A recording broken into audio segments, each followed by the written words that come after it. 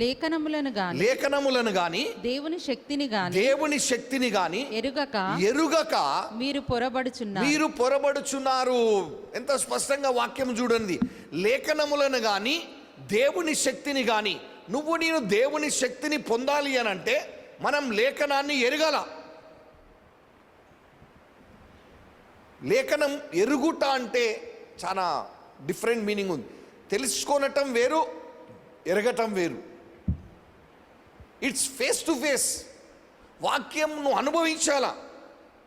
నీ జీవితంలో, మన జీవితంలో మనం అనుభవించాలా.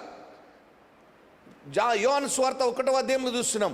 ఆది యందు వాక్యం ఉండెను, వాక్యం దేవుడైండెను, వాక్యం దేవుని యొద్ద ఉండెను, ఆ వాక్యము శరీరముగా మారినను అని చూస్తున్నాం. అంటే వాక్యము శరీరముగా మారి కృపా సత్య సంపన్నుడుగా యేసుక్రీస్తుగా ఈ లోకానికి వచ్చి ఉన్నారు. అలాగే ఇప్పుడు నేను యేసు ప్రభుని నమ్ముకొని వెంబడిస్తున్నటువంటి వారిగా, ఆయన ప్రణాళికలో వెంబడించబడుతున్నటువంటి వారిగా నిన్న